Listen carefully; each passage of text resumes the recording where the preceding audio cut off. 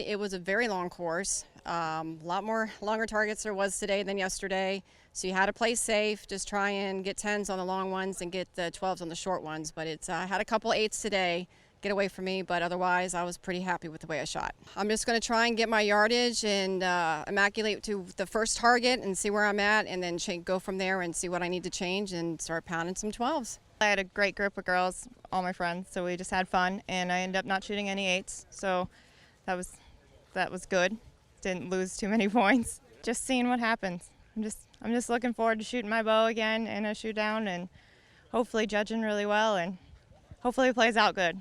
Everything felt a little bit easier today with yardage, and I feel like I made good decisions in course management. So I was happy with today. It's one of the better rounds I've shot, so it feels good. I'm looking forward to making a good game plan, sticking with it, and trying to get on the podium. Ladies and gentlemen, welcome to the Easton Southwest Shootout in Paris, Texas. Up first, we have the Women's Pro Division. Making her very first shoot down, shooting for Prime from Weston, Idaho. Shooting a 387 with 8 bonus rings, Lindsay Christensen. Shooting a 401 with 9 bonus rings from Lapeer, Michigan. Shooting for Matthews, Cara Kelly. Your third place qualifier shooting a 403 with 8 bonus rings. Shooting for Matthews from Marsden, Saskatchewan, Erin McGlattery. Also shooting from Matthews from Townville, South Carolina, shooting a 410 with 7 bonus rings, Sharon Wallace. And your number 1 qualifier in the Women's Pro Division, also shooting for Matthews from Southwest Wisconsin, shooting a 412 with 7 bonus rings, Emily McCarthy. All right, so here we go. Darren Christianberry, Greg White with the call on this one, and a good look at our leader. Emily McCarthy leading by 4 points. Definitely for today, our second day of shooting, our fast climber is Erin McGlattery. She was at a 208, so she shot 8 up today. I'm sorry, Sharon Wallace. Yeah, no, that's right. Yeah, shot 8 up today. Sharon Wallace was 2 up today. Emily McCarthy 6. So we're going to be taking a look at McGlattery in third place, seeing if she can keep the momentum going. McGlattery actually was 5 down after the first day and just clawed her way right back into contention. Erin said she was a little bit nervous a little while ago, and I said, why? She's like, I'm not sure. I said, just do the best you can, make decisions, and whatever happens, happens. Let's take a look at some of the targets, or list some of the targets we have. I think Cara's starting on the Javelina, and it's a bomb. It's the longest target out there. That was the Howling Wolf, so that would have been in position number 5. So that would have been Lindsay Christensen on that one. The first target we have is going to be the Taper. Some people pronounce it Tapier. First shot is going to be Emily McCarthy with a 10 to lead us off. She must have called up her 12 there. Looks like she was in the lower. Looked like she had caught the top. Next up is going to be Sharon Wallace. On the strutting turkey. Sharon's won this event 5 times in her career. Podium finisher last year here, second for Sharon Wallace in Paris, Texas.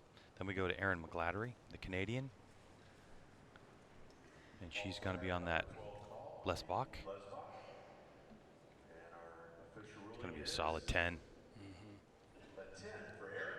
That'll give her a good feel of where her numbers are at, so she should be in good shape there, not going low. Then we're going to go to Cara Kelly. She's on target number 4. And that thing is all the way down range. It is. You can see in that shot right there the backlighting that's coming in underneath that netting around that fence. That target, the camera makes it look fantastic, but standing here live time, that's so hard to see. Hard to judge for these first 3 classes that we have.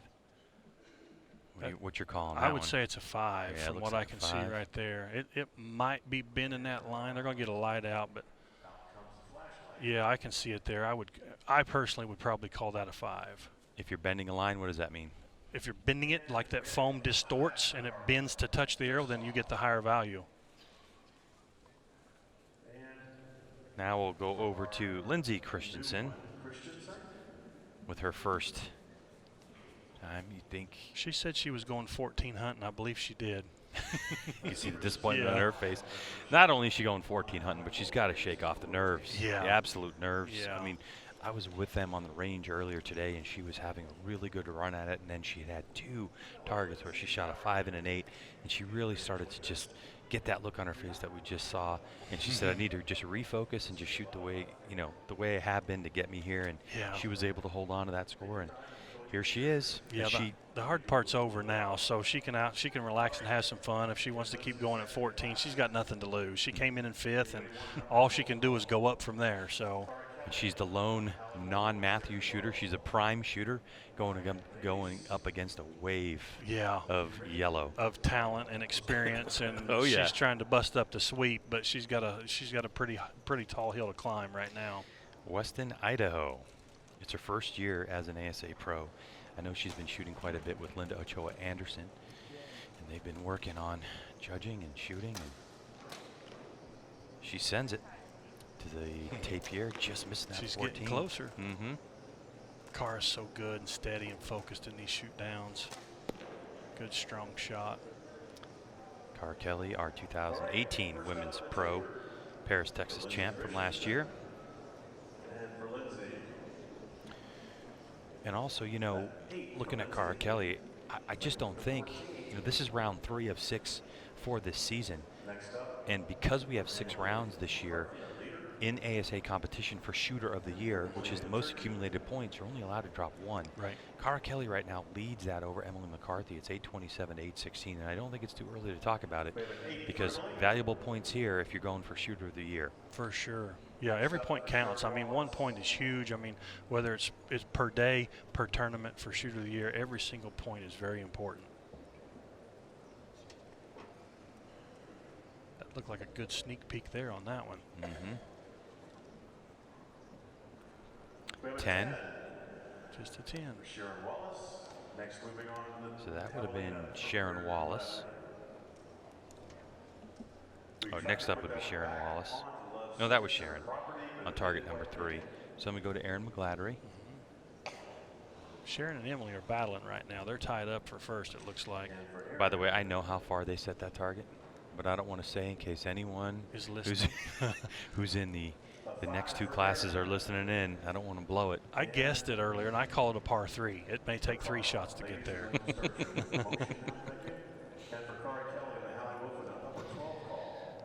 All right, so Cara Kelly. She called upper 12, so she was a couple yards short on that one. Perfect line, but just a little bit low. Mm-hmm. Still, It's a good scores 10. a solid 10. It's a great place to make a mistake in that 10 ring. If you're new to ASA competition, new to 3D shooting, let's go over really the scoring and how things are scored. So you have that whole, I don't know, a lot of shooters would call it the meat, I guess, of the target. So talk us a little bit about how the scoring works. Yeah, you can see the lung line, which would be the core line. That's going to be an 8. So anything outside of that 8 ring is in the body, which would be a 5. But as you narrow down closer to the center of the core, you'll have the 10 ring. And then inside that 10, you'll have an upper and lower 12. And if you want to shoot the upper, you have to call it. You tell your group, tell Mike while you're in the shoot down. The 14, you don't have to call while you're out here. That's the high risk ring out high right or high left, depending on where the animal's facing. But you have a lot of options out there, 5, 8, 10, 12, 14. A lot of points available every shot. I think Emily McCarthy called upper. We saw a wide shot while you were explaining that. I think it was Emily who had motioned up. She's on the Blesbach. Her arrow didn't take any time to get there, so it's the short target. You can see we're all tied up 430 to 430. Sharon's bearing down on that javelina, and it's a poke, and that's a fantastic shot. Mm-hmm. Good, solid, strong 10 points. And she, look at the relief. Yeah, you can tell that had her puckered up a little bit. She's happy, and that's a great effort. So that bottom ring just off to the right is that 12. Mm-hmm. The lower 12's always in play. That's always in play, and if someone wants to call the upper, they have to notify the group or Mike. And that takes the lower 12 out of play. Out Is of that play. right? If you accidentally fall into it, it's only a 10. All right, so that was for Lindsay Christensen. 5 for that. She's still 14 on.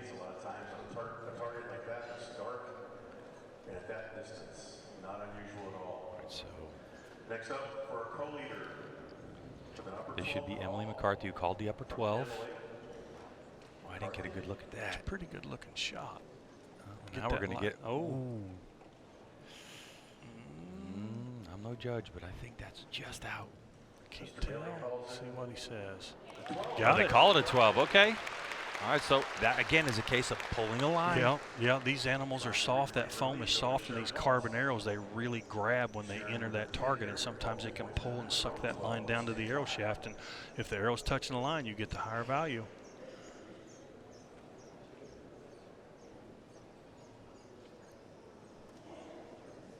We saw that shot earlier. I know she's just got a 10, and people will think, that's a great shot. I think it's a 10. They're looking hard. She might even have the 12 there, looking at that angle right there. But that target's a long way. That backlighting, it's black. It's very hard to see any detail, hard to judge, hard to shoot, and she shot fantastic on A that. rocket. She threw a rocket down there and grabbed it. So That's a game changer right there. That's bonus points.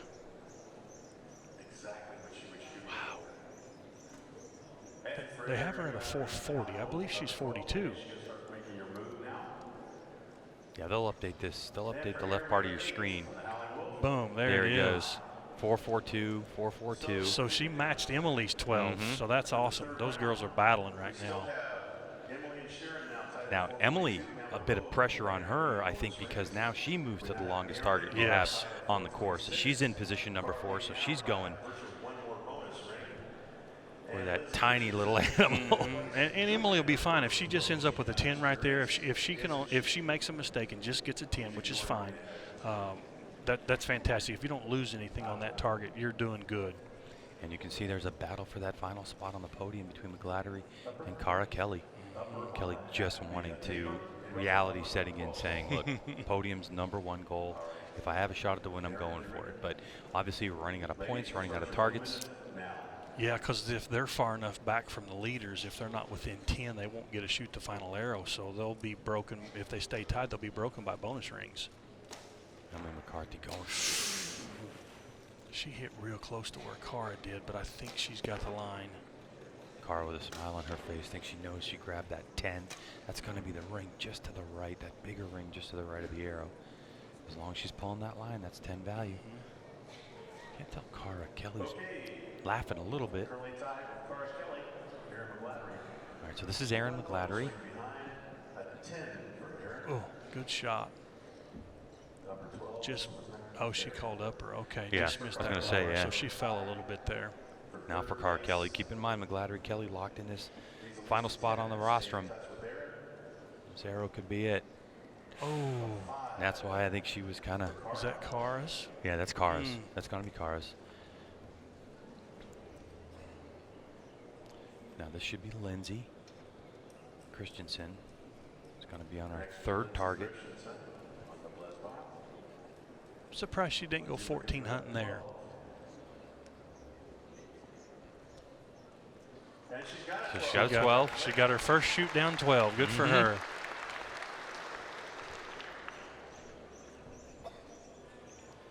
All right, now we're moving to what could really break up this leader situation.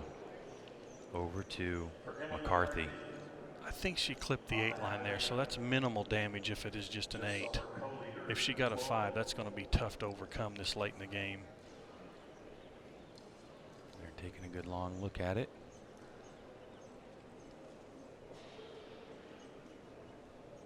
Looks like the decision's been made from right. It's an 8. She did catch the 8 Yeah. line. No applause from the crowd on that one. I don't know if they're focused or they're not being entertained. I'm not sure. And with the calls we've seen, I don't think there's much question about that one. Yeah, that's a good 10. So Sharon will take a 2-point lead then, correct? That's correct. The 10 is scored. All right, so our 5th and final arrow, anyone within 10 points of the leader will go to a 6th arrow. At the moment, it looks like it's going to be between McCarthy and Wallace. McGlattery, though, if she goes for the big one, if she goes for the Hail Mary, 14. Well, she's probably going to try to hit a 12, get a 10 at worst, because she's got a 5-point lead over Cara for the 3rd place. Even if Cara shoots a 14, if Erin keeps it in a 10 ring, she could take the 3rd spot on the podium. Erin McGlattery from Canada has a couple of jobs that keeps her shooting archery. One of them is a kinesiologist, and the other one, she's a pest control officer. So I did not know that. That's a state job, absolutely, and it's part of the rat control population. So she's out there hustling. Interesting. Working, so she can come to these events from Canada, come down here and fuel her passion for 3D archery. Good strong shot there by Sharon. Shot, Sharon trying to go for her 6th win in Texas. Glattery lets it fly. She made a good solid shot. Good solid shot. Carr's probably going to 14 this Blesbach. Nope. She went it to 12, it looks like. But at this point, I think there was enough daylight in between that.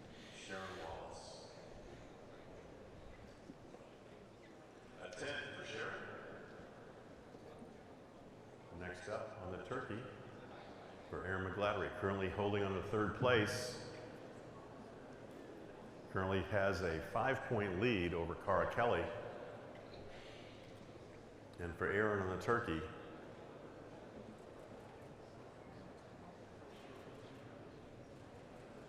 let's see.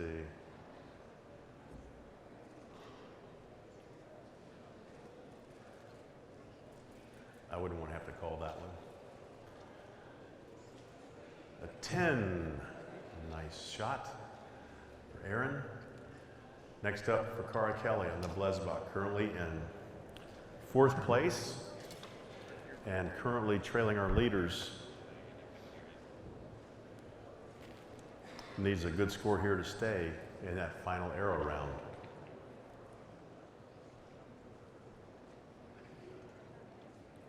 An 8 for Cara. Just underneath it. Moves her to 439. And no longer within 10 points of our leader.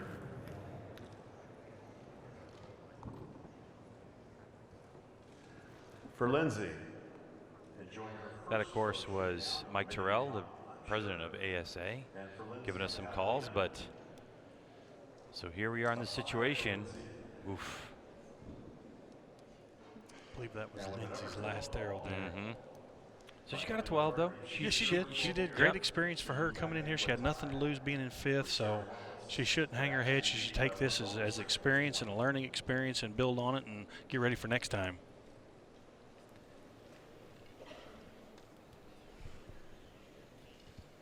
This is Emily McCarthy on her final one. Ooh, she did catch a 10. Okay, good. All right. So let's, as we get this thing sorted out, it's going to be pretty evident on what's going to have to happen here, Darren. Yeah, with Erin being 16 points behind 3rd, or 14 points behind, so we're going to have a 2-arrow shoot-off between Emily and Sharon. And with a 14 ring in play, anything can happen here with a 2-point difference.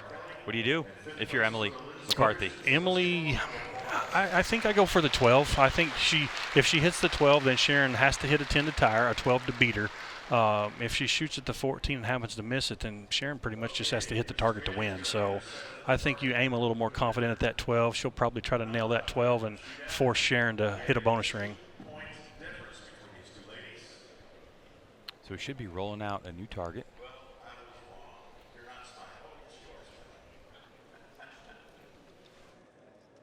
All right. You gonna set a target or? Okay. I'm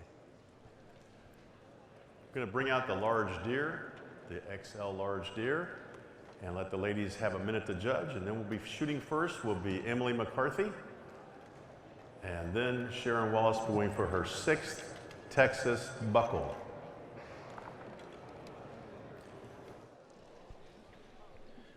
We just heard him talk about the buckle. What's the buckle? The buckle is what the city of Paris awards the winner of each of the pro division. It's an actual belt buckle, and it's a beautiful piece of jewelry. Actually, I was fortunate enough to win one a few years ago, and you know, these shooters are shooting for thousands of dollars, and it was great to win thousands of dollars, but actually that belt buckle was more important to me than the money was. So yeah, it's a beautiful keepsake. It's a trophy, fantastic belt buckle that they give to each winner of each class out here.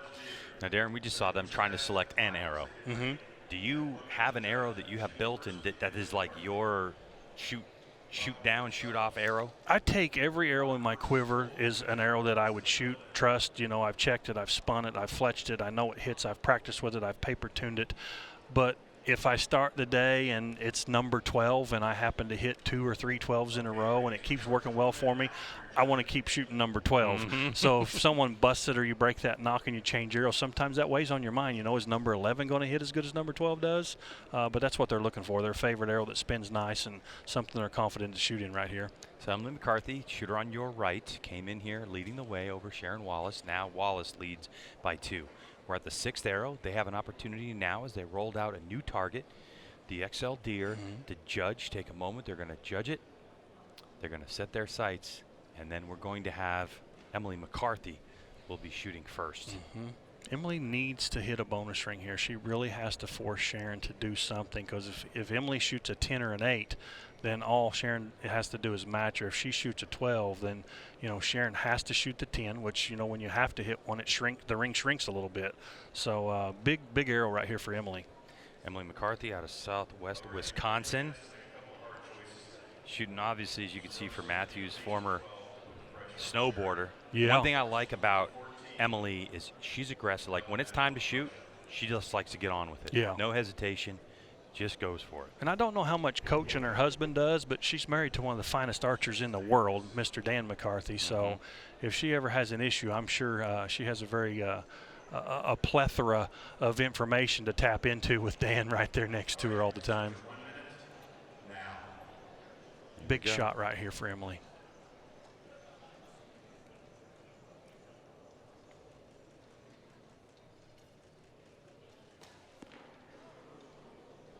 She went for the big one. She did, just off the 14. Well, that's what you got to go. She was going for the win, not second place. She was pushing the issue. She went for it. Now all Sharon has to do is hit foam, and she's going to be your champion. She knows it too. Yeah, big break for Sharon there. This really made this easier for her. Townville, South Carolina, 12 years as a pro. Like I mentioned before, 5-time champion of Paris, getting ready. If she can just hit some foam here to be 6-time champ, 6 buckles her way. This is her spot. I think Mike's trying to talk her into shoot a 14, but I'm pretty sure she's going to stick her pin right in the middle of that 10 ring or right in the middle of that 8 ring and make a good shot and take home this championship. If she went for the 14, I don't think Jack Wallace, her husband, would let her hear the end of it. No.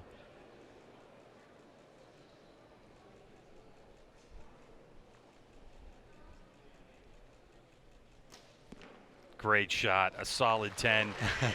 And she'll roll out of here, the 2019 Easton Southwest Shootout champion, and another buckle for her, and a good bit of points towards Shooter of the Year, Emily McCarthy, too.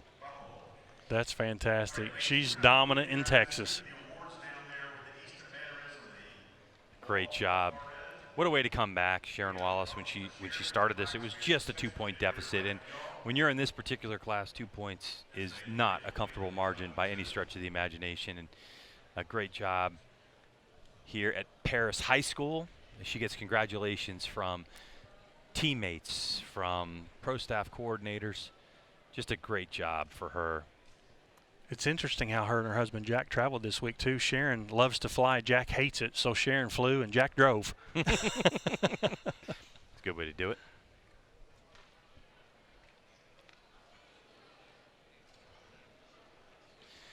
Well, let's head down to PJ, who has our winner.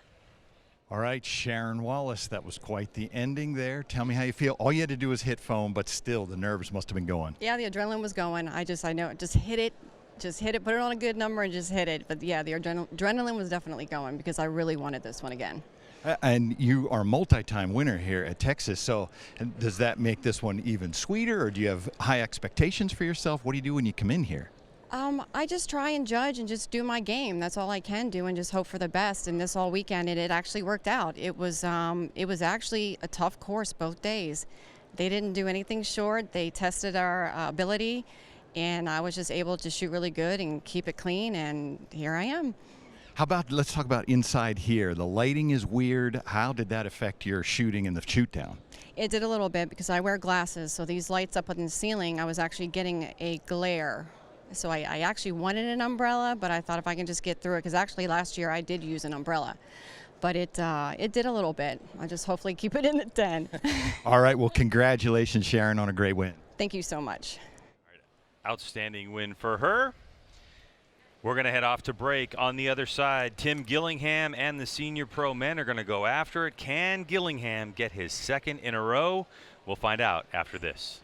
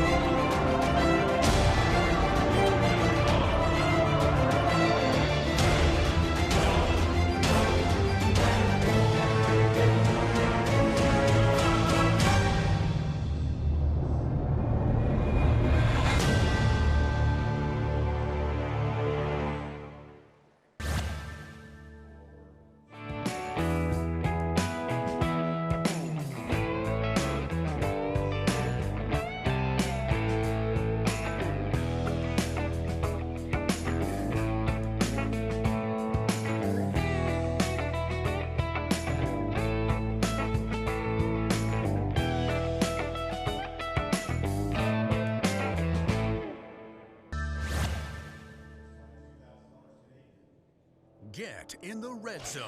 Carbon Express's small diameter Maxima Red SD, taking big game hunting to an all-new level, making other competitors' single spine arrows obsolete. Patented tri-spine technology controls arrow flight, delivering better downrange energy and accuracy, all in a small diameter shaft. Think you're shooting the best hunting arrow in the game? Think again. Stay in the red zone.